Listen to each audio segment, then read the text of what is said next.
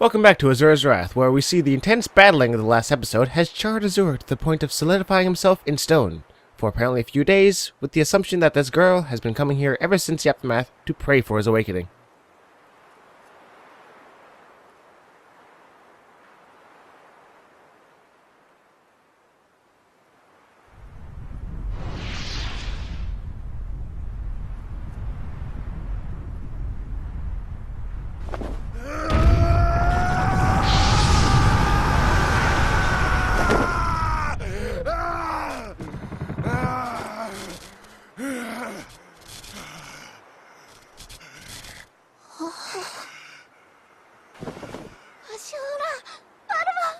It is nice to see Asura have a friend in all this girl who actually has many of the same loving traits as his own daughter.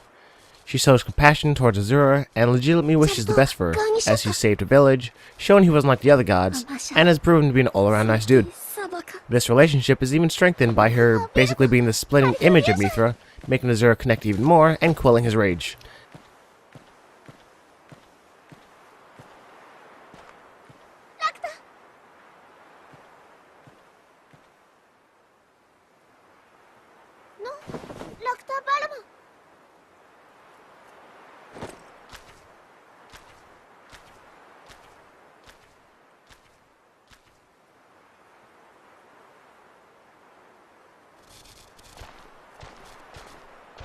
And here I have a nice little stroll to the center of the town, which most of the time I'm kind of iffy about, but this time around I don't really mind because this episode starts you off in such a mellow mood.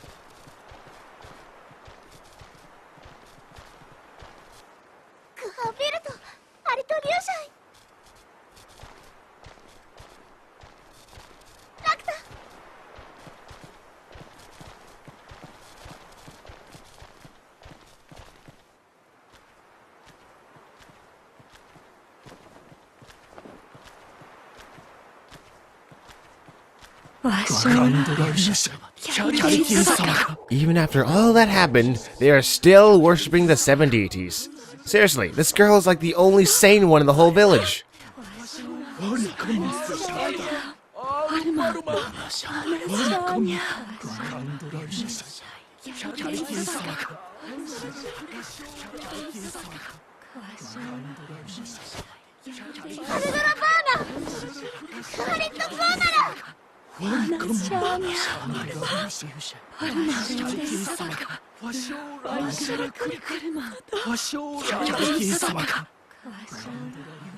will not stand for this.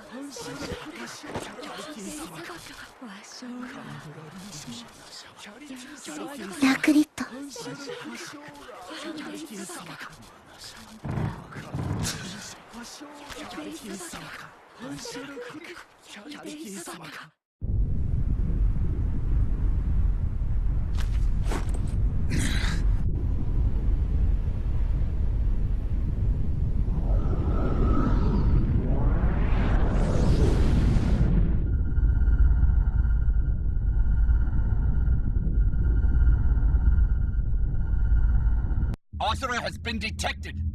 Oh, would you look who it is? Asura, that half-witted baboon. I will not allow him to interfere with Lord Deus's plans any further. All ships, commence purification!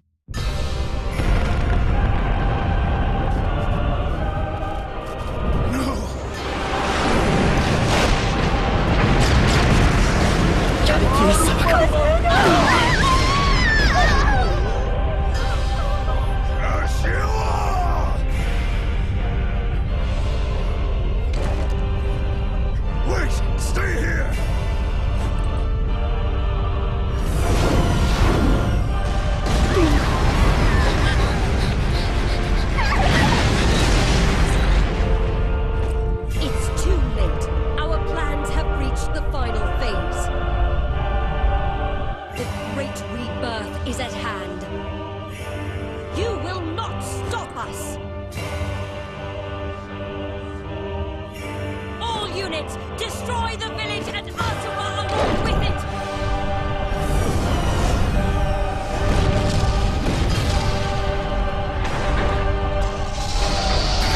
Destruction! Destruction! Destruction! Destruction!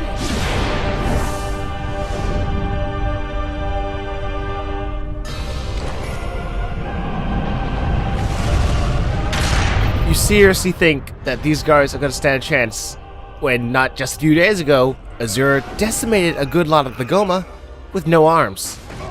This man deserves at least a better opposing force than to attempt to stop him. I mean, the Golden Cannon Man's a nice touch, but seriously.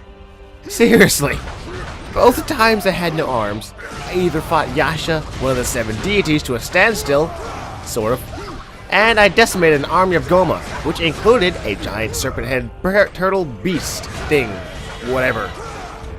I am actually insulted.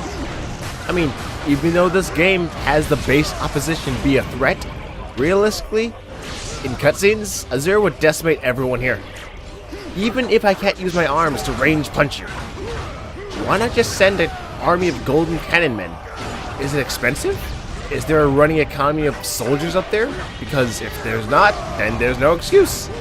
I've talked about this before on the soldiers, coming up with the conclusion that they're basically all just elite souls, and the demigods have demonstrated that they're willing to harvest a soul all willy-nilly. So yeah. Where's my 20 Tysons that will potentially wreck my face, Olga? The one person who couldn't give less of a hoot about collateral damage or wasted materials or souls and the such. Come on, man. You can do better than this. You know what? Forget it. I don't even care. I'm just gonna break this man's skull with my face and be done with it.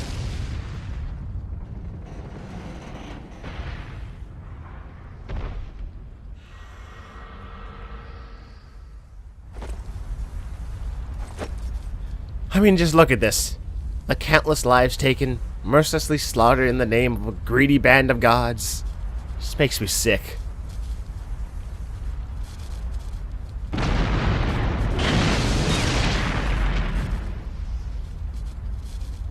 Is this what gods do?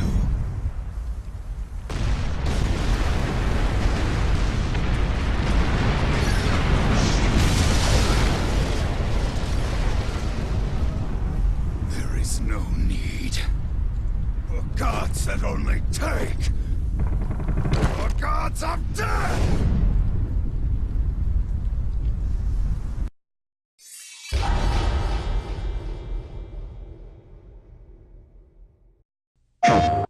Today we're trying out the new shock blaster from Ratchet and Clank Up Your Arse. Whoa! Dude, they got your mom. Hey, return fire! Dude, higher!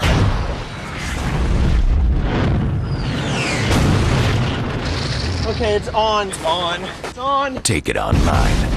Weapons and gadgets not fit for this world. Rated T for teen.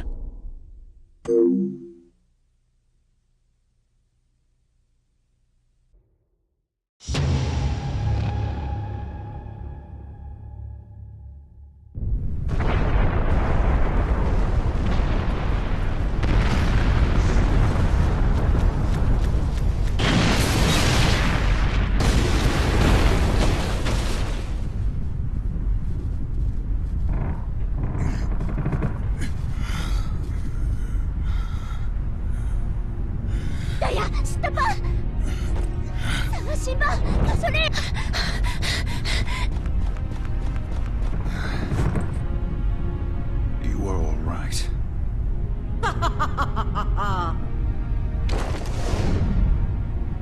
Death to all who defy the 7 deities. Your pitiful life ends now! Die!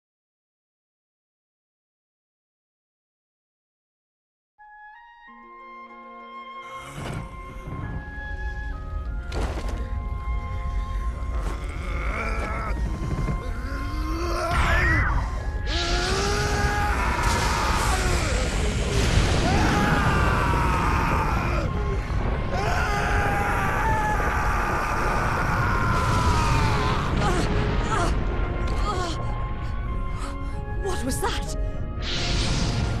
Upon seeing his worst nightmare come alive, Asura's wrath is ignited like never before. The very image of this familiar-looking girl's death playing out right before his eyes, and being helpless to stop it, has pushed Asura over the edge.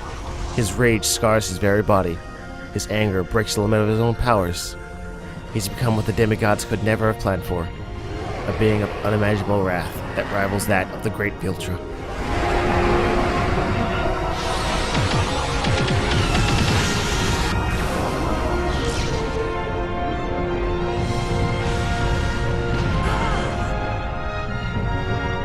Asura must be destroyed!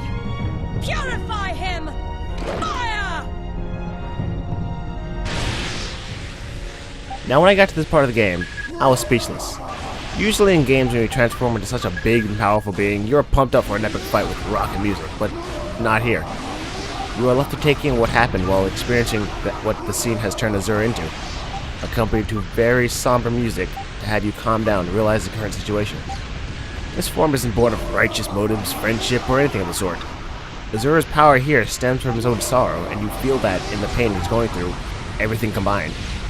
When you look at the scene, you aren't looking at the result of just an angry god getting angry, but a father who basically just witnessed the death of his own daughter right before his eyes, and couldn't do a thing to stop it.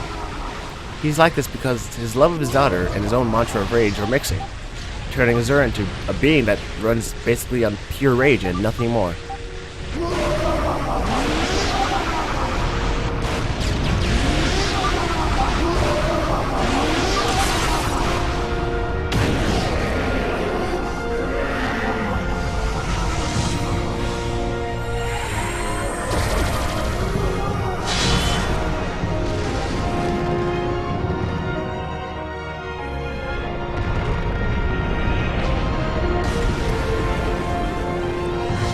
How dare he!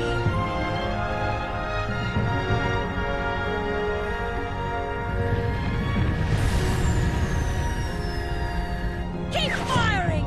Blow him to pieces! That's another reason why I like Asura so much, because he isn't out for revenge, honor, or anything like that. He only wishes to see his daughter safe and is willing to go through anything to make that dream come true. It's such a down-to-earth motive that every time I see him fight, I always want to root for him, which is why a scene like this is so heart-wrenching. I never really had a kid because, you know, I'm kind of 20 right now, but seeing this man, suffer like this, even if it isn't real, by any means, for some reason, this really gets to me.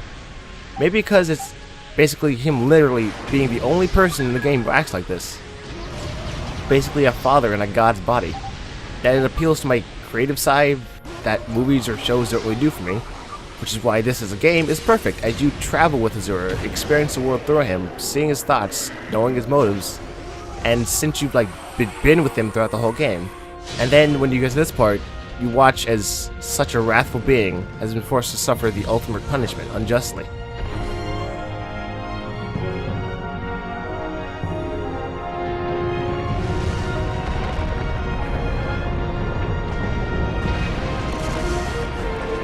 All ships, retreat!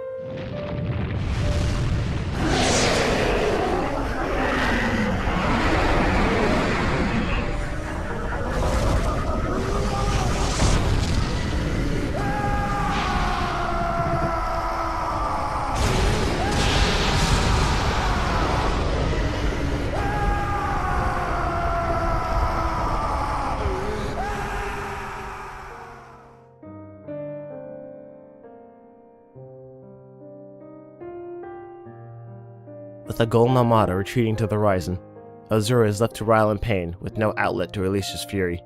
His rage will not be calmed, his anger never ending, and his hatred for the demigods has reached far beyond his limit. He is alone, forced to suffer the horrid memories of the countless bodies that surround the land, and a haunting pain of this girl similar to his own daughter passing over and over. Helpless to stop the bombs and save her. Unable to quell his wrath, he struggles with the anger and sadness festering for what seems to be forever, wishing for the pain to go away. Will Asura find the peace he deserves, or be forced to wander the globe as a being of pure rage and sorrow? Tune in next time on Asura's Wrath to find out.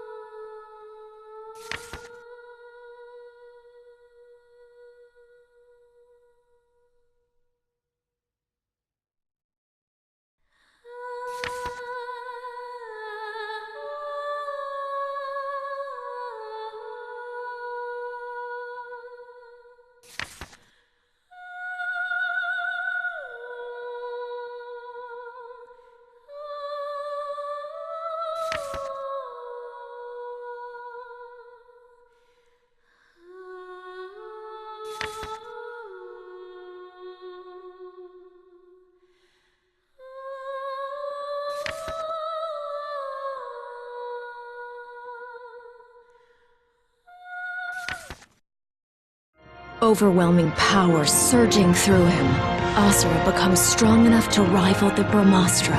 In an instant, he gains the power that took the 7 deities 12,000 years to accumulate. This could be what finally ends their tyranny over the humans, and bring justice to the world.